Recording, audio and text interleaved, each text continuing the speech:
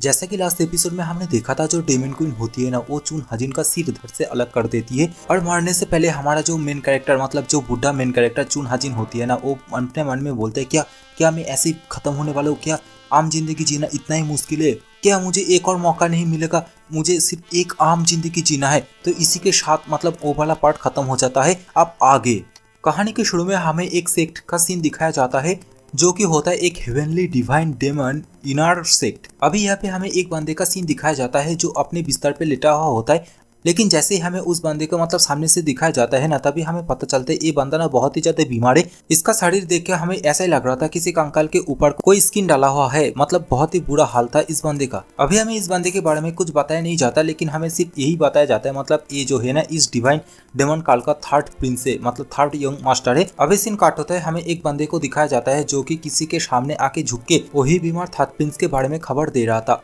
और ये बंदा जिसे ये सब कुछ बोल रहा था ये और कोई नहीं, इस डिवाइन डेमन काल्ट का मतलब फोर्थ प्रिंस है। मतलब ये फोर्थ प्रिंस मतलब बहुत ही ज्यादा सना लग रहा था देख के। तो ये बोल रहा था मतलब वो बंदा फोर्थ प्रिंस को बोल रहा था जो थर्ड प्रिंस है ना, वो लगता है आज रात ही मारा जाएगा, क्योंकि मैंने उसका जो पल्स है ना वो चेक किया है, मतलब वो बहुत ही धीरे धीरे चल रहा है। और ये सब कुछ सुन के ना जो फोर्थ प्रिंस है वो बहुत ही ज्यादा एक्साइटेड हो जाता है, क्योंकि मुझे लगता है ये थर्ड प्रिंस का जो भी हाल है ना ये फोर्थ प्रिंस ने किया है, वो भी जानबूझ के। अभी सीन काट होता है, हमें बहुत सारे लोगों का लाशें दिखाया जाता है। उन लाशों के साइड में हमें दो बंदा दिखाया जाता है जो आपस में बैठ के एक दूसरे को पूछ रहा होता है क्या क्या तुम सभी को मार दिए हो। तो उसमें से एक बंदा बोलता है हाँ मैंने सभी को मार दिया है। तो नीले वालों वाला बंदा बोलता है चलो फिर ठीक ही है, अभी हम लोग थोड़ा सा रेस्ट कर लेते हैं। अभी थोड़ा सा कैमरा एंगल घुमा के ना वो नीले बालों वाला बंदा और उसके साइड में जो बंदा है ना उन दोनों का शक्ल दिखाया जाता है। अभी नीले बालों वाला बंदा का नाम तो नहीं बताया जाता, लेकिन जो साइड में बंदा होता है वो चुन हजिन ही होता है, क्योंकि चुन हजिन के नोज के ऊपर जैसा एक काट था ना, ऐसे ही इस बंदे के नोज के ऊपर एक काट है। अभी ये नीले बालों वाला बंदा ना चुन हजिन को बोल रहा होता है क्या तुम्हें पता है एक फ्री वर्ड क्या होता है। चुन हजिन क्या तुम अपना पूरा लाइफ इस एसासिन के अंदर ही गुजारना चाहते हो, एक एसासिन बन के। ब्लू हेयर वाला बंदा और भी बोलता है मैं एक फ्री बर्ड की तरह रहना चाहता हूँ, क्योंकि मुझे खुला आसमान बहुत ही ज्यादा पसंद है,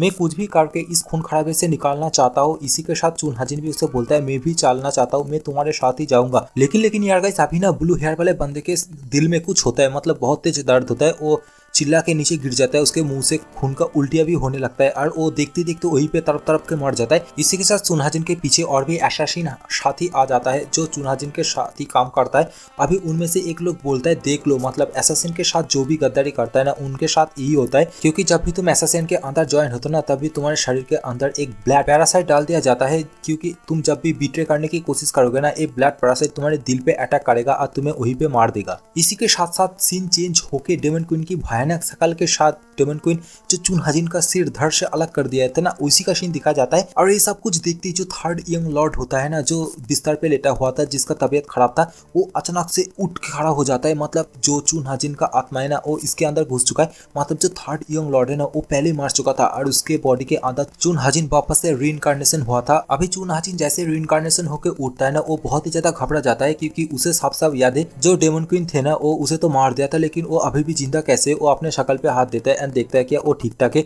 इसी का साथ वो अपने चार पास देखता है और बोलते हैं वाह क्या लग्जरी रूम है यहाँ पे, और उसे समझ में नहीं होता है मतलब वो है कहाँ पे। इसी के साथ चुन हजिन नोटिस करता है उसके कमरे में कोई आ रहा है। चुन हजिन थोड़ा सा सतर्क होकर ना छुप जाता है और हमें दिखा जाता है उसके कमरे में ना एक लड़की आई होती है, वो भी उसके हाथ में एक प्लेट होता है जिसके अंदर ना कुछ मेडिसिन होता है। और वो चुन हजिन को मतलब वो जो यंग लॉर्ड है ना उसे तो पता नहीं है ये चुन हजिन है, इसके अंदर चुन हजिन का आत्मा घुसा है, तो उसी के लिए मतलब वो मेडिसिन लेके आई होती है। अभी वो लड़की जैसे ही चुन हजिन को पुकारती है ना यंग लॉर्ड बोल के, तभी वो देखते चुन हजिन सामने की तरफ है नहीं, तभी अचानक से चुन हजिन उसके साइड में आके उसके गले में ना चॉपस्टिक डाल के बोलता है तुम कौन हो, आखिरकार मैं कहाँ पे हूँ। मतलब गाइस हर एक रीइंकार्नेशन वाला मानवा में मेन कैरेक्टर जैसे रीइंकार्नेशन होता है ना, मतलब जैसे क्वेश्चन करता है मैं कहाँ पे हूँ, कौन सी जगह पे, तुम कौन हो, मैं क्या कर रहा हूँ, ये सारे फिलहाल ढिमकाना क्वेश्चन करते रहते हैं उस लड़की से। लेकिन वो जो लड़की है ना वो बहुत ही ज्यादा घबरा जाती है एंड बहुत ही ज्यादा चिल्लाती है एंड बोलती है यंग लॉर्ड मैं हूँ आपका सर्वेंट आंगवा, क्या क्या आप मुझे भूल गए हो। लेकिन चुनहाजिन बोलता है यंग लॉर्ड क्या मैं यंग लॉर्ड हूँ, मेरे साथ मजाक करे हो, सच सच बोलो तुम कौन हो और मुझे यहाँ पे कौन लेके आया है और मैं यहाँ पे कितने देर से हूँ, मैं कब से यहाँ पे अटका हुआ हूँ। लेकिन आंगवा उसे बोलती है, यंग लॉर्ड आपको क्या हुआ, आपको कुछ याद क्यों नहीं है, आप यहाँ पे बहुत दिनों से है, बहुत सालों से यहाँ पे, ये आपका ही प्लेस है, आप यहाँ पे पिछले 6 महीनों से बेहोशी के हालत में थे, आपका जो कीवाई एनर्जी है ना वो ब्लॉक हो गया था, आपका सिर्फ 2 रात पहले ही होश आया था, लेकिन आप बिस्तर से उठ नहीं पा रहे थे। अभी चुन हाजिन अपने मन में सोचता है कि यार डेमन क्वीन ने मुझे नहीं मारा था, डेमन क्वीन मेरा सर धड़ से अलग नहीं किया था, क्या उसने सिर्फ मेरा क्यूआई ब्लॉक ही किया था जिसके कारण मैं बेहोश हो गया था।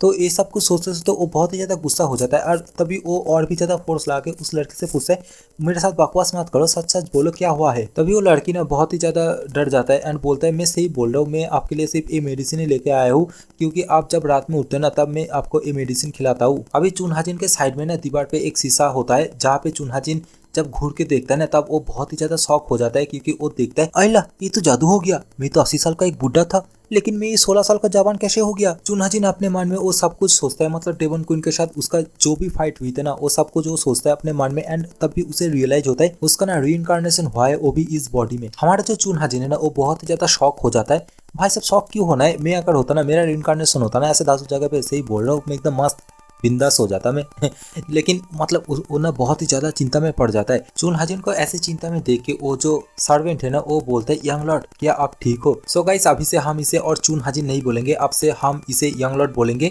और बाकी जितने भी यंग लॉर्ड होंगे ना उसे फोर्थ थर्ड जो भी नाम है उसके हिसाब से बोलेंगे, लेकिन हम इसे सिर्फ यंग लॉर्ड बोलेंगे।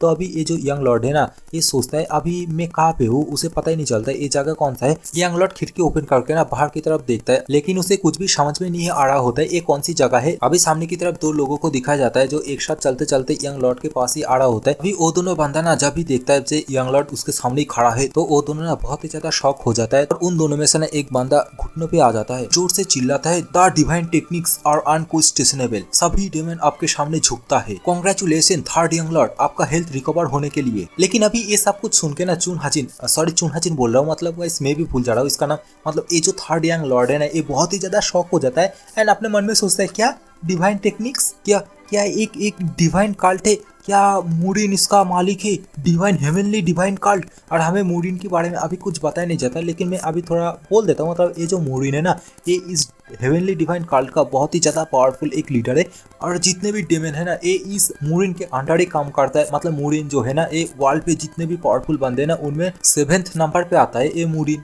मतलब समझ रहे हो ना कितना पावरफुल लीडर है। अभी हमें एक बहुत ही बड़ा महल का सीन दिखाया जाता है जहाँ पे एक गार्ड है ना सामने की तरफ जा रहा होता है और एक गार्ड कोई आम गार्ड नहीं है, मतलब एक डिवाइन काल का एक रॉयल गार्ड है और इसका नाम है ना, इसका नाम मोडम होता है। अभी ये मोडम ना सामने किसी के सामने झुक के ना ग्रीट करता है और उससे बोलता है जो थर्ड यंग लॉर्ड है ना वो रिकवर हो चुका है, वो जाग चुका है। लेकिन ये सब कुछ सुनने के बाद भी ना वो कुछ रिएक्शन ही नहीं देता, मतलब सामने जो बंदा है ना बहुत ही तगड़ा होता है, पावरफुल होता है। मोडम उसे और भी बताता है जो थर्ड यंग लॉर्ड होता है ना वो ओवर एक्सटेंशन की वजह से उसका जो मार्शल पावर है ना वो खत्म हो चुका है, उसके अंदर कोई एबिलिटी नहीं है। ये सब कुछ ना सामने वो बैठा हुआ बंदा ना सिर्फ सुन रहा था, कोई रिएक्शन ही नहीं दे रहा था। अभी मोडम उसे बोलता है अब थर्ड यंग लॉर्ड के साथ अभी क्या करने वाले हो। अभी सामने वाला बंदा बोलता है फास्ट रॉयल गार्ड। इसी के साथ वो रॉयल गार्ड मतलब मोडम के ऊपर ना बहुत ही ज्यादा फोर्स अप्लाई कर रहा होता है, जो आप लोग देख ही सकते हो। अभी हमें बताया जाता है ये जो बंदा है ना ये इस डिवाइन काल का लॉर्ड होता है, मतलब सबसे ज्यादा पावरफुल लोग होता है। इसका ना एक बहुत ही खतरनाक रूप हमें दिखाया जाता है, मतलब एकदम भयंकर वाला रूप दिखाया जाता है। और ये लॉर्ड वही फास्ट रॉयल गार्ड को बोलता है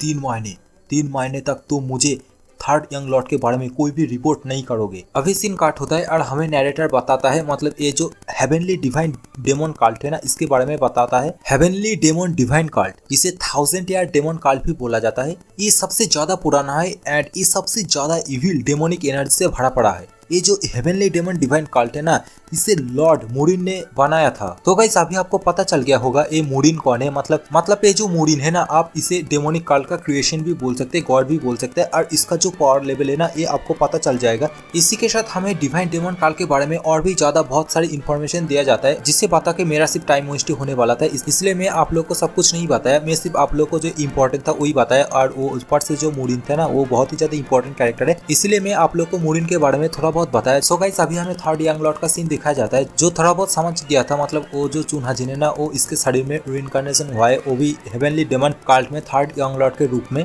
लेकिन इसी के साथ ना वो थर्ड यंग लॉर्ड बहुत ही ज्यादा गुस्सा हो जाता है। वो पूछते क्यों मुझे रीइंकार्नेशन होना तो था भाई, यहाँ पे क्यों हुआ मैं रीइंकार्नेशन। अभी थर्ड यंग लॉर्ड ना अपने मन में सोचता है मुझे अभी करंट सिचुएशन के बारे में जानकारी लेना होगा और मुझे फ्यूचर प्लान के हिसाब से भी चलना पड़ेगा। अभी हमें पिछले रात का सीन दिखाया जाता है, जहाँ पे हमारा जो मेन कैरेक्टर है ना, मतलब ये जो थर्ड यंग लॉर्ड है ना, ये चोरी छुप के थोड़ा जासूसी करने के लिए बाहर आया होता है। अभी हमारा जो थर्ड यंग लॉर्ड है उसका नजर ना सामने दो बंदे के ऊपर पड़ता है। वो दो बंदे ना आपस में बात करता है। ये डिवाइन काल का जो सबसे ज्यादा ताकतवर डिसेबल है, मतलब जो थर्ड यंग लॉर्ड है ना, वो पूरी तरीके से रिकवर हो चुका है। अब लगता है फिर से वही मौत का खेल फिर से चालू होने वाला है। और गाइस ये सब कुछ बातें ना हमारा जो थर्ड यंग लॉर्ड है ना, मतलब जो चुन हाजिन रीइंकार्नेशन हुआ है इसके अंदर, वो ना छत के ऊपर से चोरी छुप के ये सब कुछ सुन रहा था। तभी उन दोनों में से एक बंदा दूसरे को बोलता है चुप हो जाओ, क्या तुम मरना चाहते हो, ये सारी बातें बता के चुप हो जाओ, किसी ने अगर सुन लिया ना तो तुम्हें मार दिया जाएगा अभी। लेकिन इसी के साथ उनमें से एक बंदा ये भी बोलता है, मैंने सुना है जो यंग लॉर्ड है ना उसका मार्शल पावर भी खो चुका है, मतलब उसके पास ना कोई भी कल्टिवेशन बेस कोई भी पावर नहीं है, वो और आगे कल्टिवेशन भी नहीं कर सकता, अपने ताकत को और भी इंक्रीज नहीं कर सकता।